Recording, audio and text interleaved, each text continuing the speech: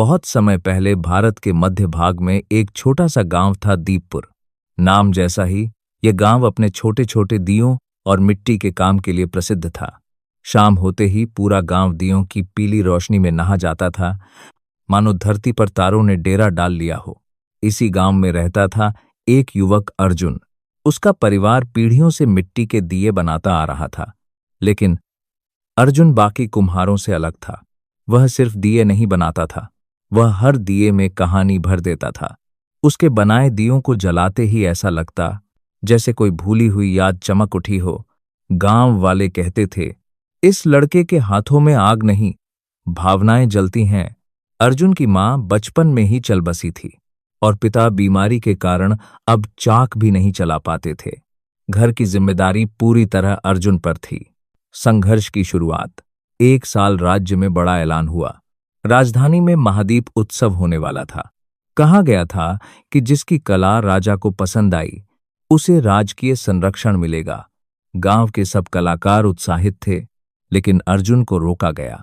तेरे दिए बहुत भावुक हैं, राजा को चमक चाहिए, एहसास नहीं। यह बात अर्जुन के दिल में तीर की तरह लगी, लेकिन उसने ठान लिया, अगर आग है तो जलकर ही सही, चमक दिखाऊंगा। नया मोड़। माया का प्रवेश। इसी गांव में कुछ दिन बाद एक लड़की आई, माया। वह शहर से आई चित्रकार थी जो गांवों की लोक कला पर शोध कर रही थी। जब उसने अर्जुन के दिए देखे तो देर तक कुछ बोली नहीं, बस इतना कहा, इन दियों में आवाज है, अगर तुम सुन सको तो पूरी दुनिया सुनेगी। धीरे धीरे अर्जुन और माया की बातचीत बढ़ी। माया ने उसे सिखाया कि कला सिर्फ बनाने में नहीं, दिखाने में भी होती है। लेकिन गांव वालों को यह रिश्ता पसंद नहीं आया। शहर की लड़की है, छोड़कर चली जाएगी, तेरा ध्यान भटका देगी। राजमहल की साजिश।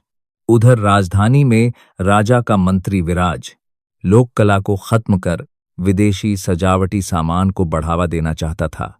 उसे डर था कि अगर अर्जुन जैसे कलाकार उभर आए तो उसका व्यापार डूब जाएगा। उसने चुपके से गांव में अफवाह फैलाई, अर्जुन के दियों में जादू है, ये दिए अपशकुन लाते हैं। एक रात गांव में आग लग गई। अर्जुन की कार्यशाला जलकर राख हो गई। पिता सदमे में चल बसे। अर्जुन टूट गया। राख से उम्मीद, सब कुछ खत्म हो चुका था। लेकिन माया ने राख को हाथ में लेकर कहा, देखो अर्जुन, आग ने तुम्हें खत्म नहीं किया, उसने तुम्हें नया रूप दिया है। राख में से अर्जुन को एक अलग तरह की मिट्टी मिली, हल्की, चमकदार। उसने उसी राख मिट्टी से एक विशेष दिया बनाया। महादीप उत्सव का दिन।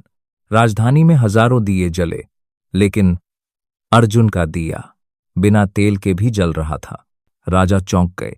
दिए की रोशनी में हर देखने वाले को अपनी अपनी जिंदगी की सच्चाई दिखने लगी। राजा ने मंत्री विराज की साजिश पहचान ली। अंत। नई शुरुआत। अर्जुन को राजकीय कलाकार घोषित किया गया। माया ने गांव में कला विद्यालय खोला। दीपपुर फिर से रोशन हुआ, पहले से भी ज्यादा। राजा ने कहा, सच्ची कला आग से नहीं डरती, वो राख से भी जन्म ले सकती है।